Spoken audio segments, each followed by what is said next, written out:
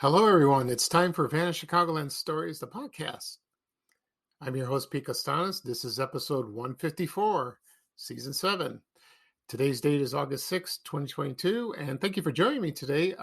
Today's show, I will talk about Rusty The Handyman from the Bozo Super Sunday Show that was played by Robin Urich. He passed away a few days ago. I will talk about my memories and about his life. Also, I will talk about school supplies from the 1970s, and this is an era where I grew up when I went to school, elementary school, and the school supplies that my mother bought for me before I started school in September. So that'll be a lot of fun, and this will trigger a lot of memories for everybody during that time. But right now, also, I will talk about some other posts that I posted on my Vanished Chicagoland Facebook page. I haven't done it in the past couple episodes, so I'll read off a few posts. And you can check them out if you're on Facebook, please check them out on my Facebook page. Okay, right now the program will go into a commercial break. And this program is brought to you by Lowenbrow Beer. Oh, that famous commercial. And it's from the mid-1970s. And the slogan is, "Here's to good friends." So sit back and enjoy, everyone. Thank you. Here's to good friends. Tonight is kind of special. The beer we'll pour must say something more somehow. So tonight, let it be Lowenbrow. Let it be Lowenbrow. It's been so long. Hey, I'm glad to see you.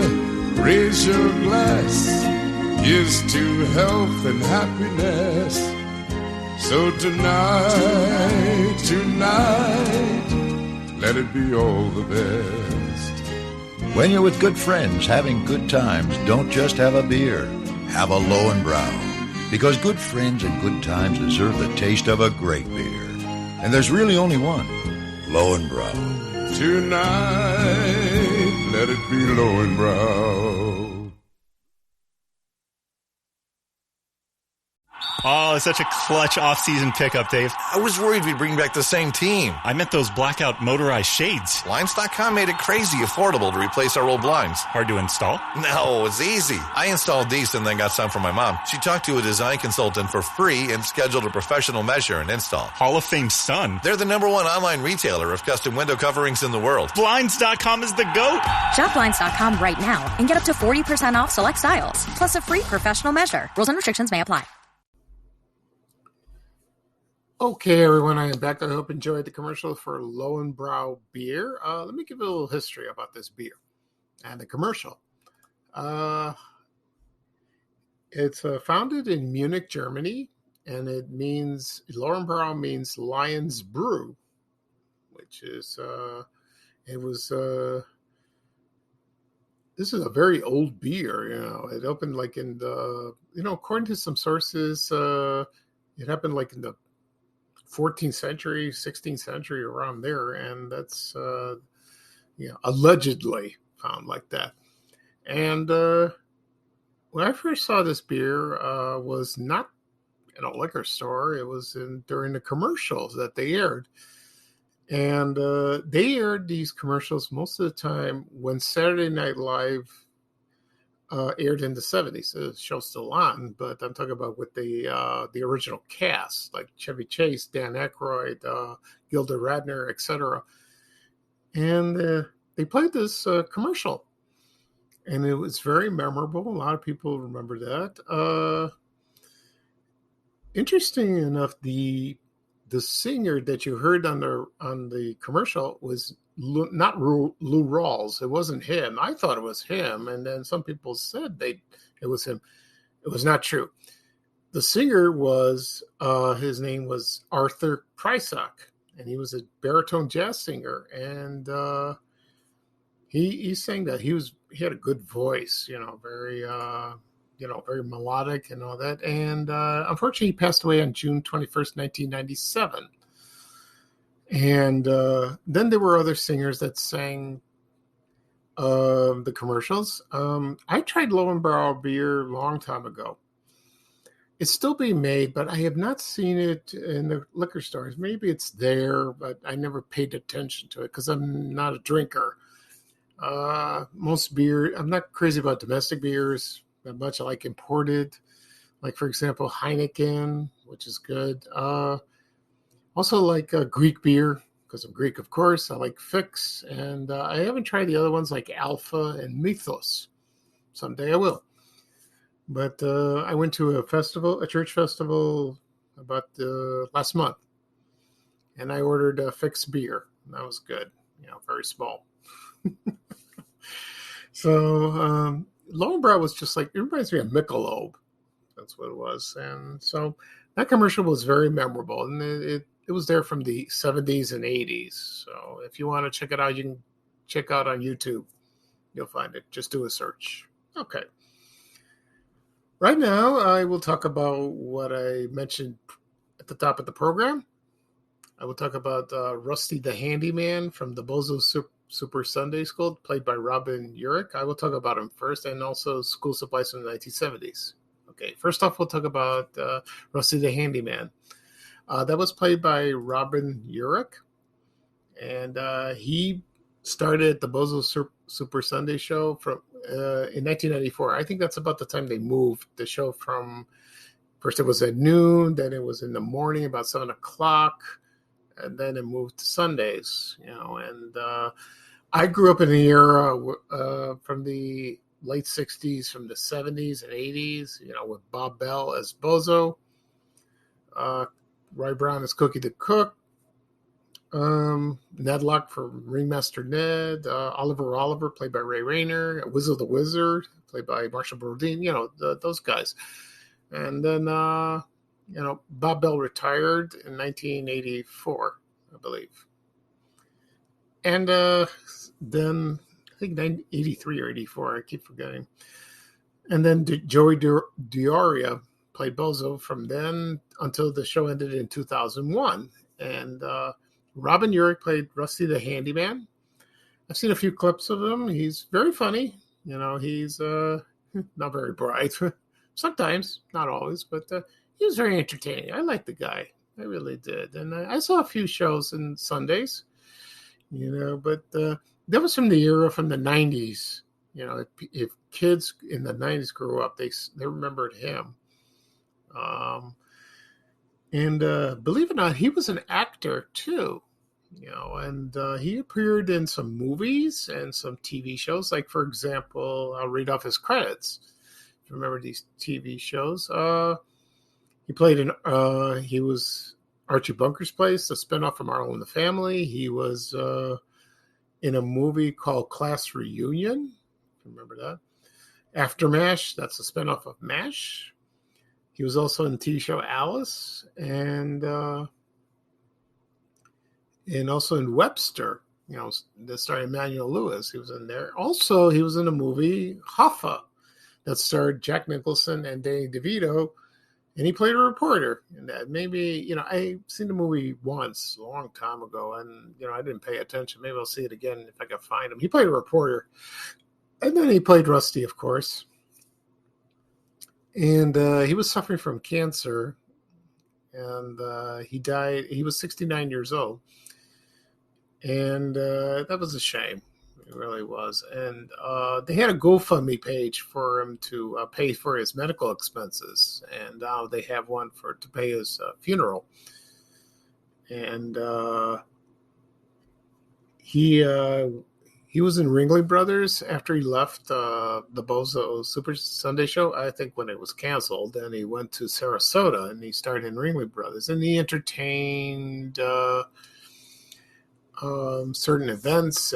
He worked at workshops. He trained how to be a clown. That must have been interesting. But he sounds a wonderful man. My condolences to the family. Okay. Next up, we'll talk about school supplies in the 1970s. This subject is very dear to me, and I had fond memories of that when I was growing up. I don't remember school supplies when I went to kindergarten, but also it was first grade. I remembered, and we lived in the Roseland neighborhood of Chicago. Excuse me, and then we lived there, and the nearby stores that we lived on Michigan Avenue was Gately's People Store and Kresge's discount store. And that's where my mother bought school supplies for me. Let's see. So, excuse me a second. I'll be right back. Okay, everyone. Sorry about that. I had to clear my throat. I'm recording in my house, and the air conditioner's on. And it affects my throat, and it gets dry, so I have to drink water.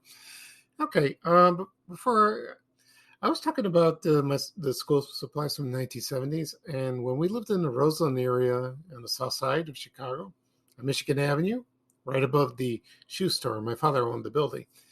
My mother bought school supplies from certain stores. For example, Gately's People Store, and also Kresge's, if you remember that. Also Woolworths. It was on 113th Street, and Kresge's and Gately's People Store was on 112th. We lived on 111th. And I remember she bought, let's see, for example, pencils, pens, erasers, pencil sharpeners, little pencil sharpeners. Remember that? Oh, and if I had art class, she would buy me Elmer's glue and also paste, which was that, when you open a jar of paste, that smell, that's unmistakable. That smell like that. And crayons. She bought Crayola crayons. Also, there was a brand of crayons a lot of people forgot was called Whitman. And they were kind of cool looking, very colorful. So in the back, they showed a list, in dots, what colors they are. And Crayola didn't do that. And I found a few pictures online, Etsy.com sells them, eBay, of course. And they were very nice. And so I remember my mom bought a bag or a suitcase and put all my books, and I put my notebooks. Also notebooks, just a standard Mead notebooks, different colors. Also a binder. Remember, you buy the dividers with different colors, and then you label them. That was nice. So you went to school, and you had the dividers with the notebooks, and you would just. I remember when I was in class. And let's say we had English class, social studies, or history, science. I would just flip over, and I had fun when I was at home, and I labeled them, which colors like that. It was kind of cool. I remember the pens I had was, for example, the 4-color ones that came from Bic. They still sell them, I believe. It was red, black, blue, and green. And I remember I had a pen where it had different colors. It was about maybe, 20, 30 colors like that. It was a huge pen like that. And I saw that in the store. I begged my mom to buy it for me, and she did. And it was kind of nice. And also, there was like a case, and it was like a plastic case shaped like a pencil, a very huge pencil. And I think you had like a zipper, and you put your pencils in there. It was kind of nice. And let's see what else. Also, interesting thing I want to tell you is, also, do you remember composition books? It came when you want to write a composition or a book report. The binder was like in black and white, and then it had a label. You put your name, what grade you were, what class. You did that. And also the Trapper Keeper. I never had the Trapper Keeper, but it was very popular in school, and it was there from the 70s and 80s and that. Also, there was a photo on Twitter. I noticed that a few days ago. Richard Roper, the film critic, and sometimes he appears on Windy City Live on WLS TV Channel 7. He posted a picture of school supplies, like in the 70s, and it showed a box of Crayola crayons, a 64, with the sharpener in the back. Also, the things that I mentioned, Elmer's glue, paste, pens, like that, and pencil sharpeners, those little ones. Also, when you were in class, yeah, before I get into that, I want to thank Richard Roper for that photo. That was nice. Boy, the memories kept flooding in because of that.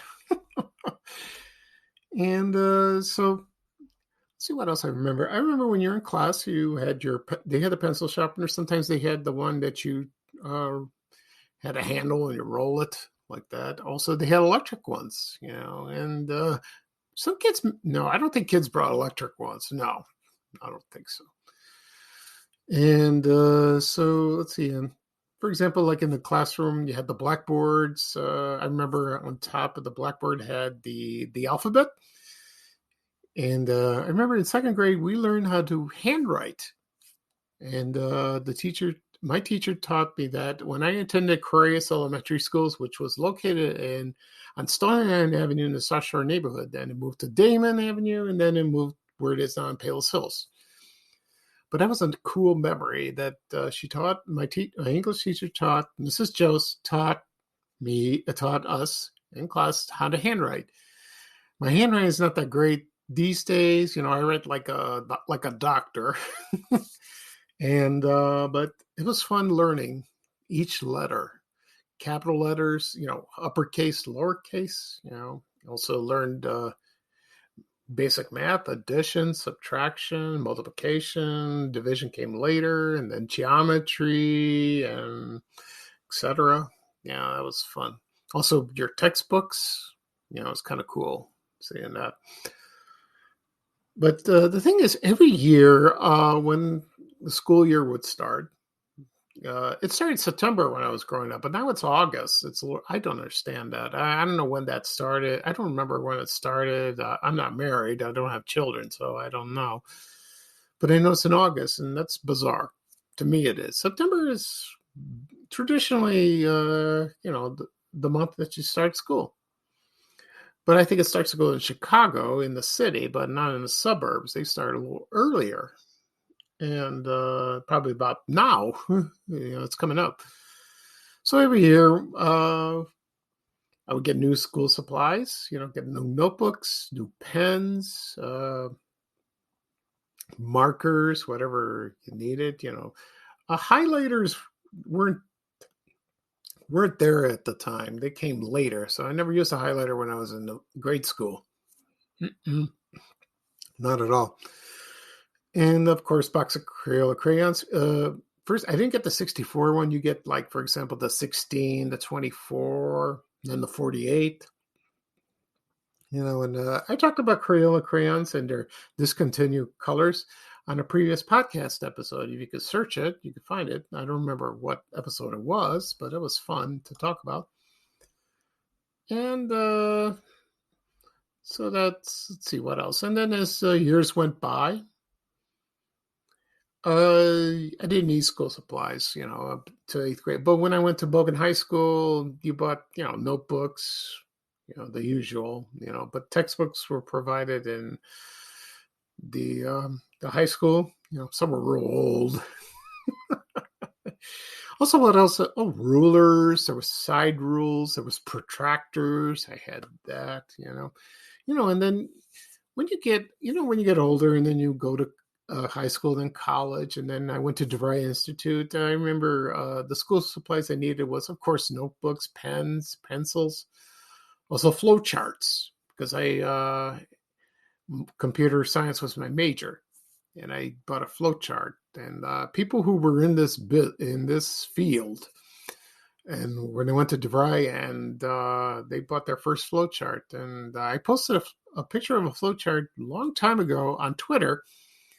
And there were people that were in the field of computer science. I don't know about the internet, not doubt it. IT. They didn't do that, so it was kind of cool seeing that. Also, so It was fun. Also, now I'm going to play a commercial, and it's for the Bic Banana. I did have the Bic Banana when I was in grade school.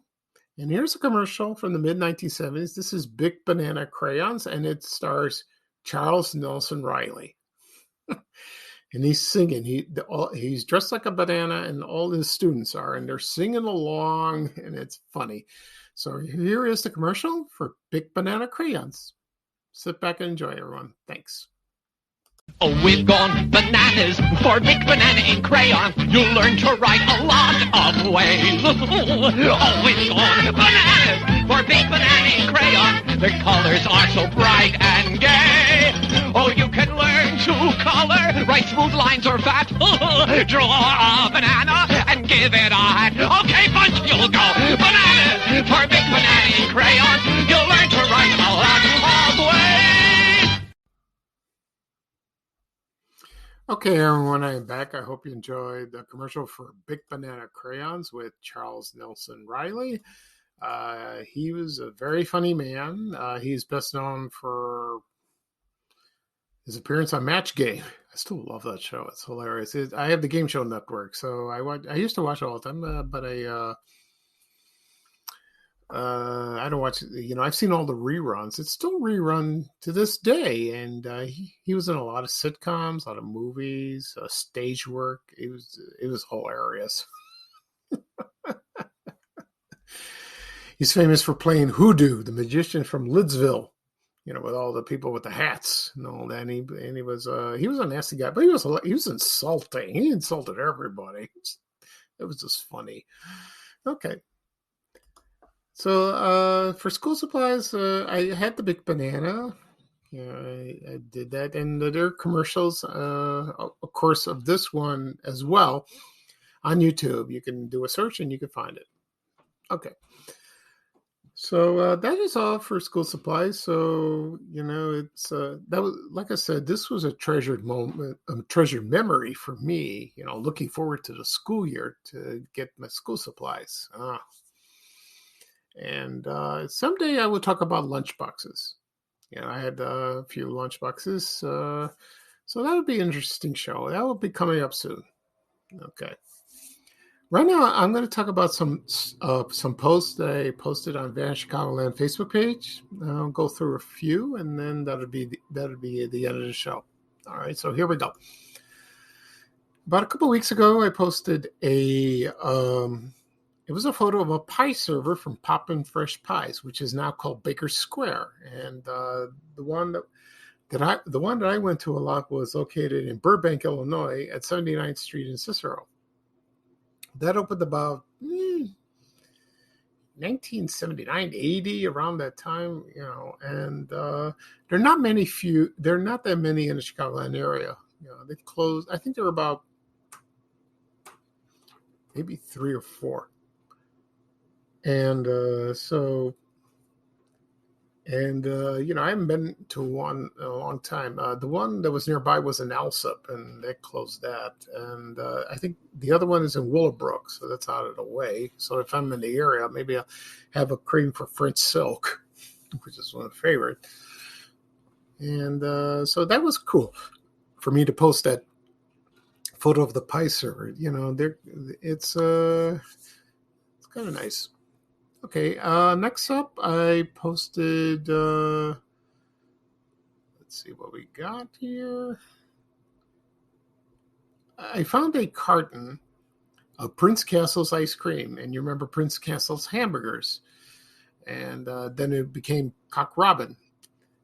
This particular post of the carton of vanilla ice cream, it says vanilla ice cream, but on the photograph shows like different flavors. It looked like there was cherry, strawberry, fudge swirl. And that was kind of misleading. To people say, well, when you have vanilla ice cream, wouldn't it show a picture of vanilla? I don't know. Maybe it was an error, or they just did that just to confuse the consumer like me. It was kind of cool finding that. So a lot of people liked it. And they miss this place so much. Also, I found a server pad where, if you're a waiter or waitress at a restaurant, and this is from Wag's Restaurant. And I remember the Wags, that was at 79th and Cicero in Scottsdale neighborhood. The one, I only went a couple times, but there was one near when I attended DeVry Institute of Technology on the north side at Belmont and Western, where Riverview Park is. And a few of my friends, they were classmates. They decided to go out to lunch, to celebrate that we were ending, the school year. This happened in 1986. And there was a Wags at Addison, on Addison Street, not too far from WGN Studio, on Bradley Place. And so that was a nice restaurant. People miss this place. It was owned by Walgreens. And then it turned into Shoney's, and then that was it. But it's a shame. Maybe the reason they went out of business, maybe they built too many or they were in debt. Who knows? I don't know what happened. But the food was good. It was very good. They had a good menu, nice wide selection of sandwiches, desserts. It was great. That was wonderful. Okay. And then let's see what else. Also, I found an ad for John's frozen pepperoni pizza. Of course, I talked about this on previous podcast episodes about John's frozen pizza, which was based in Chicago Heights. My mother used to buy this in the 70s and early 80s, and it was very good. Some people complain it was cardboard. Most of the time, frozen pizza is. Now they've enhanced it. It's a little better than today. But what's so special about John's frozen pizza is, when you're a kid, you get excited, and it was pretty good. I liked it. My mom bought it at Jewel and Dominic's. When we lived in the Ashburn area in the 70s, I remember my memories that we had a John's frozen pizza, and you had a big liter, a big bottle of RC Cola, and you watch Creature Features on Saturday nights. A lot of people remember that. Or if you had friends over, my mom would just take the frozen pizza out of the freezer, plop it on a plate, throw it in the oven, and it's all set to go. That was good. They had pepperoni sausage. They had hamburger one time, which is pretty good. I like that. And cheese, of course. Okay. And let's see. I found a cardboard carrying case from Canfield's Soda. Sometimes the cases were wooden, and Canfield's was, the distribution center was at, let me get the right address, like 89th Street and State Street, around there, like Indiana. We're in the Chatham area, the Chatham neighborhood. And, of course, Canfield's, it's been missed by a lot of people. They're famous for their ginger ale, their cream soda, their colas, the diet chocolate fudge. Some people say that you can still find them in certain areas of the United States, or like 50-50. If you can find them on Amazon, you can, but I don't know if it's the same. I don't know. I haven't tried one. Not doubted. But it was a Chicago company, and it had roots here. Also, I found a postcard from Litton's department store. It was located at the River Oaks Shopping Center in Calumet City. Very fancy store. It had wonderful clothes, women's clothes, men's clothes, ties, suits, shoes. It was there from opened in the 60s and then left. And, of course, the famous location was the State Street in Chicago. I heard on the news that now River Oaks Shopping Center, they're going to build a water park where Sears used to be. That'd be kind of. I'm glad it's going to bring some business. We need that. So that's good. It's great for the kids. Also, I found a menu from Julian's Restaurant that was located at 103 East Chicago Avenue, near the Water Tower place. I remember seeing this restaurant, and they had a very interesting menu. And there's a photo floating around the internet somewhere, if you could find it. So that's kind of funny, like that. Let's see what else. Let's see. Also, I found an ad for Linko bleach. Everyone knows that Linko bleach was founded in Chicago, and my mother used it. So, you had Clorox. That was the most famous bleach. But to people to this day, when they buy bleach, in a grocery store, they call it Linko, even though it's Clorox or some other brand. They still call it Linko. And if you're from Chicago, sometimes my mom calls it that, but it's not. It's Clorox. So, and she bought it a long time ago. It was a good product. It really was. It's a shame it went away. Who knows? Might come back. I doubt it. Okay. Let's see what else. Also, I found a postcard. This was from the Oak Brook Shopping Center in Oak Brook, Illinois, and it was the Baskin Clothing Store. Now, Baskin Clothing Store was located on State Street in Chicago. It sold men's clothing, women's, and it was beautiful. It really was. This opened in Oak Brook, probably when Oak Brook opened 60 years ago in 1962, and it probably was there. And when I posted this photo, people loved it. They remembered that story. It was very, very nice. One quality merchandise, like most stores, like Marshall Fields, Carson's, and Weebles, and also other clothing stores like for Charles A. Stevens. Remember that? So that was kind of cool, for me finding that. Let's see what else. Also, of course, I found an ad for Dressel's Bakery. Oh, how could this one go away? We missed the chocolate fudge cake, the whipped cream, and I wish somebody would continue that. Actually, they make this the whipped cream chocolate fudge, the chocolate cake at Wolf's Bakery in Evergreen Park on 95th Street, west of Kedzie. Some people say it's the same. Some people say, no, it's not. It's not like the original, but it comes close. I haven't bought it yet. Someday I will. And but they also made pound cakes, coffee cakes.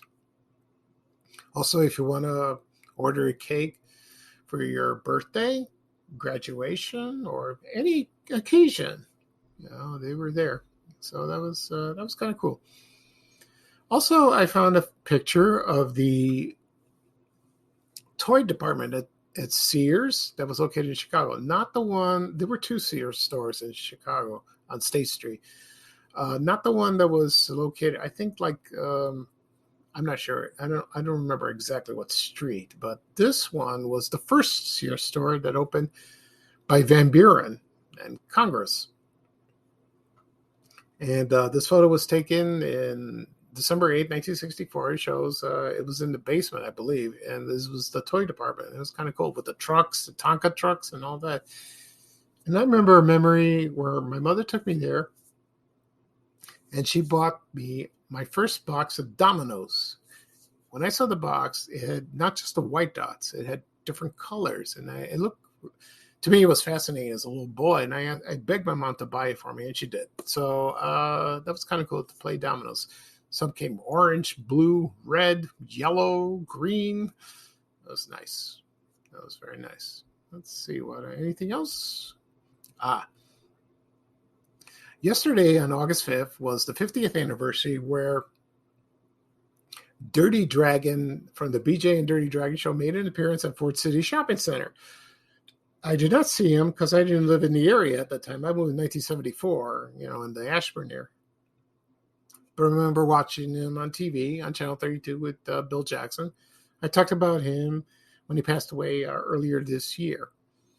And it's a podcast. It was a podcast episode. You can find it if you'd like to listen to. And I love the show. I really do. And he also did Giggle Snort Hotel, which I heard that the entire series will be on DVD. It will be available soon, probably in the fall.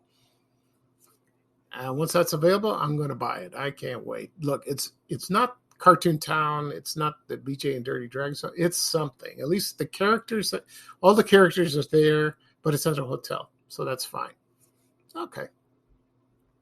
Let's see what else. And so that's it. So that's it for the show today. And so I'll do a recap of what I discussed. I discussed about the Rusty the Handyman from the Bozo Super Sunday Show, and that was Robin Urich. He played him, and he passed away a few days ago. Also, I talked about school supplies from the 1970s and my memories of that, and also I did a recap of some posts that I posted on my Facebook page, Van Chicagoland. Once this episode is published, you can find it on any podcast available: Apple Podcasts, Google Podcasts, Breaker, Amazon Music, Spotify. I found out. Well, I didn't find out. I've known this for a while, but if you have the Amazon Fire Stick, and the app for Spotify is there, so you can listen on your TV if you'd like. You can also listen on your phones, tablets, in the car, anywhere, wherever it's available. And also listen to my other podcast, TV Oblivion. And I'll probably do an episode of that tomorrow. We'll see. Or Tuesday. I'll get that ready. And I will do another episode of Van Chicagoland Stories soon. That'll be episode 155. That'll be kind of fun. I haven't decided what I'm going to talk about, but we'll see. Okay. Excuse me. So this is Pete Costanza, your host of Van Chicagoland Stories, the podcast. Thank you for joining me. Everyone have a wonderful weekend, and I will too. It's hot this weekend, so stay cool. And here's Ray Rayner with a little traveling music saying bye-bye for now. And bye-bye for me. Take care, everyone. So long. We have to go. Bye, bye, bye.